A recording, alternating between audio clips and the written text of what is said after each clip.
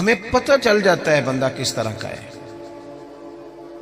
وہ الگ بات ہے کہ ہماری طبیعت کے ساتھ وہ میچ نہ کرے تو ہم مخالف ہے، میچ کر جائے تو ہم اس سے پیار کرنے لگ جاتے ہیں، لیکن ہمیں پتہ چل جاتا ہے کہ بندہ کس طرح کا ہے، بندہ ٹھیک ہے کہ بندہ غلط ہے، بندہ ایک نمبر ہے کہ جی، ہمیں پتہ چل جاتا ہے.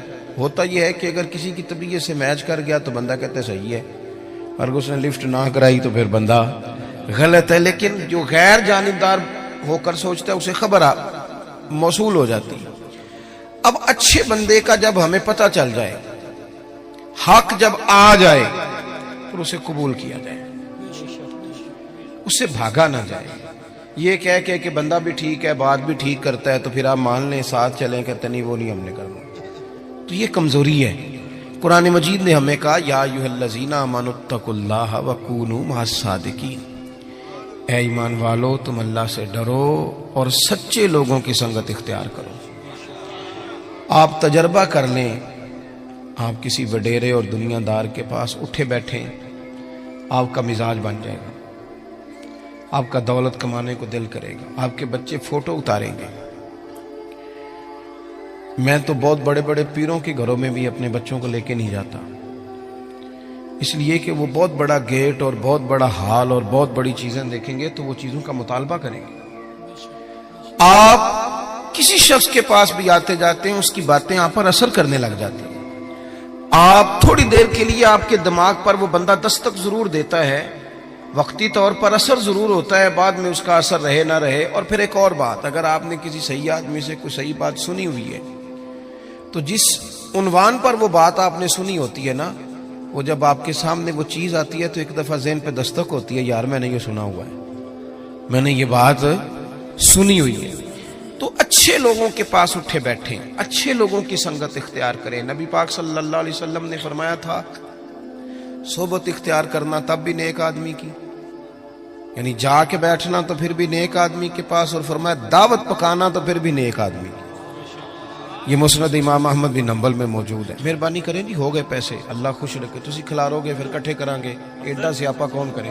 آپ بیٹھ جائیں جی، بیٹھ جائیں، پیسوں کی ضرورت نہیں جی، آپ کی مہربانی. ہم تو سادات کے پاس آئے برکت لینے کے نوٹ لینے آئے ہیں، کمال ہو گئی آپ. تو یہ نوٹوں کا مسئلہ دیکھ کے بھی ہمارے بچے کہتے ہیں مدرس نہیں بننا، خطیب ہی بننا ہے، مدرس سے سٹتا کوئی نہیں. ہاں صحیح کہہ رہا ہوں آپ کو. پھر وہ کہتے ہیں واعظ بنتے ہیں تاکہ نوٹ تو گریں گے. مہربانی کریں، آپ بات سنیں، اللہ آپ کو جزائے خیر دے. ایسے بندہ سکھی ہوتا ہے جو اپنی بال کے سیکنی شروع کر دے. آپ مہربانی کریں، ہماری بات سنیں، اللہ آپ کو خوش رکھے. اب نہ اٹھے کوئی صاحب بھی، کچھ بندے بزدل بھی ہوندے نے، کوئی بندہ دھیان لائے تو انہوں نے تقریر بھی بھول سکتی ہے. آپ مہربانی کریں، سنیں. عزیز بھائی، آپ اچھے لوگوں کے پاس آئیں جائیں. آپ کی برادری میں، قبیلے میں، خاندان میں اچھے لوگ ہوں گے، ان کے پاس آپ اٹھے بیٹھیں. آپ وقت نکال کے کسی عالم کے پاس جائیں، درویش کے پاس جائیں، کوئی ہلکا سا چھوٹا سا سوال پوچھیں، وہ آپ کو اس کا جواب دیں اور اس طرز میں دیں کہ آپ کو سکون حاصل ہو. ہم بے چین لوگوں کے پاس اٹھتے بیٹھتے ہیں جن کی دوڑ لگی ہوئی ہے دنیا کمانے کی، انہوں نے ہمیں بھی بے چین کر دیا. پریشان لوگوں کے پاس بیٹھے جو مربوں کے چکر میں تھے، مال کے چکر میں تھے، ہم بھی بے چین ہو گئے. شہرت مند لوگوں کے پاس جا کے بیٹھنے لگے جن کی بڑی شہرت تھی، بڑا عروج تھا، ہم بھی ٹینشن میں ہو گئے کہ یہ کس طرح سے حاصل کی جا سکتی. آپ متقی پرہیزگار لوگوں کے پاس بیٹھے. متقی پرہیزگار ہوتے کون ہیں؟ حضرت مجدد الفسانی شیخ احمد فاروق سرہندی رحمۃ اللہ علیہ فرماتے ہیں کہ 3 باتیں ہوتی ہیں نیک لوگوں کی، اس رستے پہ ہمیں چلنا بھی چاہیے، اور صرف 3 باتیں، لمبی بات نہیں اور آسان. فرماتے ہیں نیک آدمی پہلے دین کا علم سیکھتا ہے، پھر اس علم پہ عمل کرتا ہے، اور پھر اس عمل میں خلوص پیدا کرتا ہے تو اللہ اسے اپنا ولی بنا لیتا ہے. یہ جو علم دین ہے نا، علم دین ہمارے ہاں ایک معرفت وہ بھی ہے نا جو جاہلوں کی معرفت ہے. یعنی وہ کہتے ہیں عالم کو کیا پتا ہو.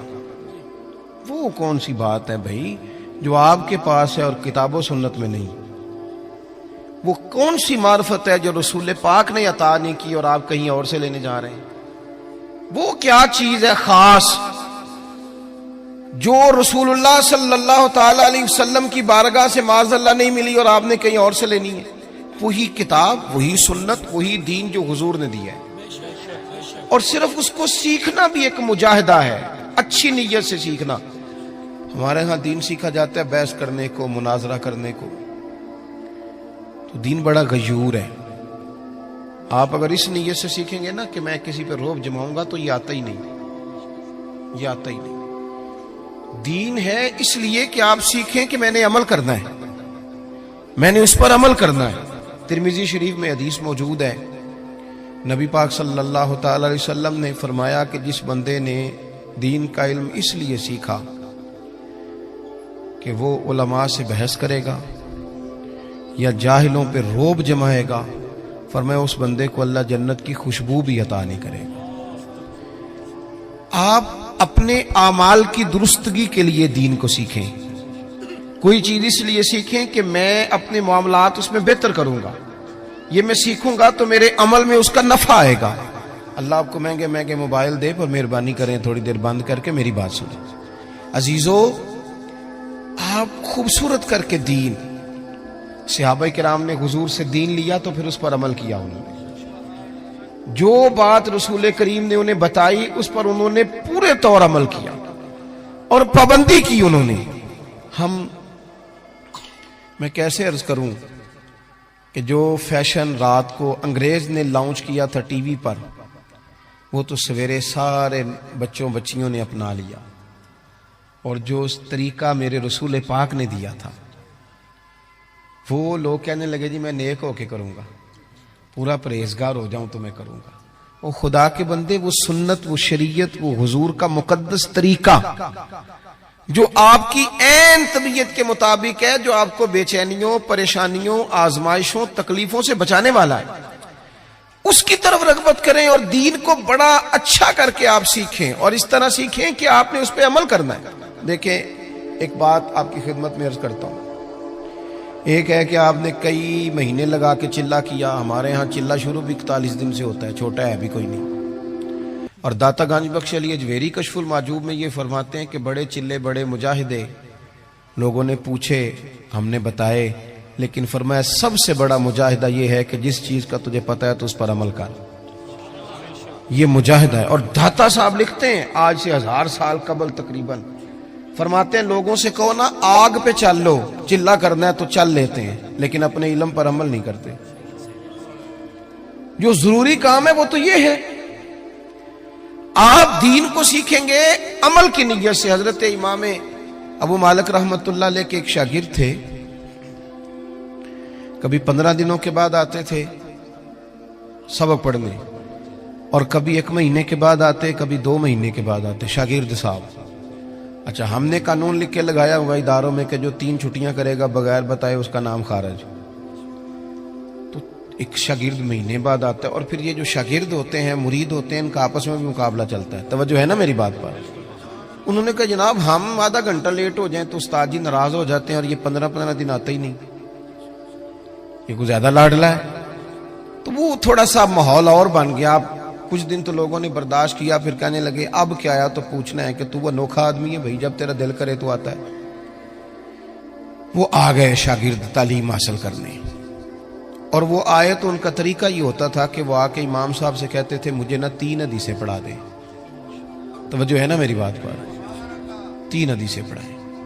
امام صاحب 3 حدیث روایت کر دیتے، وہ سنتے اور چلے جاتے. اس دن ان کے باقی کلاس فیلو جو تھے انہوں نے روک لیا. انہوں نے کہا یار ایک بات تو بتا، پہلے تو تیرا آنے کا انداز انوکھا ہے، کبھی 15 دن کے بعد آتا ہے، کبھی مہینے کے بعد آتا ہے، اور پھر تو اتنا عجیب شاگرد ہے کہ تو استادوں کو پابند کرتا ہے 3 حدیثیں پڑھانا. ان کا دل کرے 2 پڑھائیں، دل کرے تو 6 پڑھائیں. تو کس طرح کا آدمی ہے؟ تشریف رکھیں جی، بیٹھ جائیں، اللہ جزائے خیر. تو پہلے تو آ وقت پہ، اور پھر تو اتنا عجیب ہے کہ تو استاد کو پابند کرتا ہے. تو وہ کوئی صاحب دل آدمی تھا، وہ کہنے لگا یارو تم نے جلدی کی، اعتراض کرنے میں جلدی کی، اور کچھ تو مجبوریاں رہی ہوں گی، یوں ہی کوئی بے وفا نہیں ہوتا، تم نے جلدی کی، ذرا پوچھ تو لیتے اصل بات کیا تھی، مدعا تو پوچھتے. کہا بتاؤ. وہ کہنے لگا میں اپنے استاد سے 3 باتیں سیکھتا ہوں، جب تک ان پر عمل نہیں کر لیتا اتنی دیر واپس نہیں آتا. اس لیے کہ میں میں نے کوئی اس لیے تھوڑی سیکھا ہے کہ میں اس سے واہ واہ کراؤں گا اور میں اس سے مناظرہ کروں گا اور میں جاہلوں کو کہوں گا تمہیں کیا پتا. میں نے تو اپنی تربیت کے لیے دین لینا ہے, اپنی تربیت کے لیے. میں جلسوں پہ جاتا ہوں تو بہت سارے لوگ شکوہ کرتے ہیں, کہتے ہیں آپ 20 منٹ تقریر کرتے ہیں, 1.25 گھنٹہ کریں. تو میں کہتا ہوں پچھلے سال والی 20 منٹ والی سنا لو نا, تو اگلی اور سن لو. یہ تو ہمیں صدیاں ہو گئیں 2 گھنٹے خطاب سنتے ہوئے, اس سے لیا کیا ہم نے؟ کتنا انقلاب آیا دنیا میں. عمل کب ہونا ہے؟ ہم تو قائل ہو گئے ہیں صرف بڑے جلسے کے. عزیز عمل کریں, عمل حسن ہوتا ہے. دنیا آپ کی تقریر نہیں سنتی, دنیا آپ کا عمل پوچھتی ہے. عالمی سطح پر لوگ, ہم اس ملک میں رہتے ہیں جس ملک میں کبھی زلزلہ اور سیلاب آ جائے تو باہر کی حکومتیں تعاون کرنا چاہیں تو وہ کہتی ہیں حکومت کو نہیں دینے پیسے, ڈائریکٹ جا کے دینے.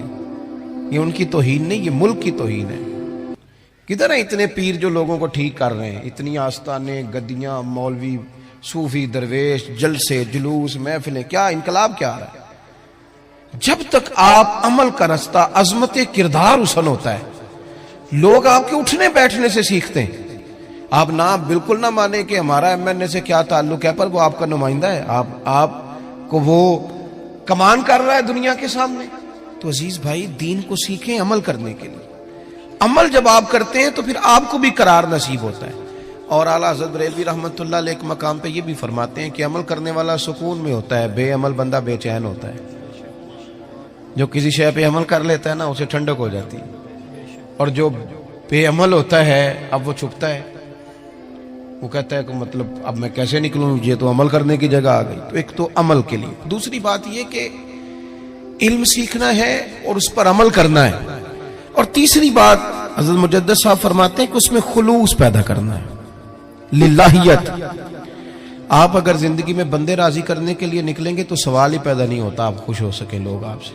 کیوں کہ مولا علی شیر خدا کرم اللہ تعالی وجہ الکریم فرماتے ہیں میں نے لوگوں کو اس طرح پایا ہے جس طرح نفس کی شرارتیں ہوتی ہیں. ادھر سے لوگوں کو گھیر کے لاؤ بھیڑوں کو, ادھر والی کو تو ادھر والی نکل جاتی, اور ادھر والی بھیڑوں کو گھیر کے لاؤ تو ادھر والی. آپ کتنا کو راضی کریں گے؟ آپ کی طبیعت میں جب اخلاص آتا ہے, جب آپ کو تنہائی کی عبادت بھی مزہ دینے لگ جاتے ہیں. امام باقر سے کسی نے کہا تھا نا حضور نیک کون ہوتا ہے, تو فرمایا جو اکیلے میں نیک ہو.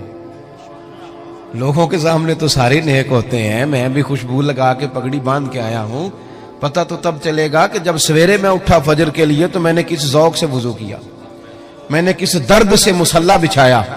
آپ کی تنہائی, آپ کا خلوص, للہیت کتنی ہے آپ کے اندر, للہیت کتنی ہے.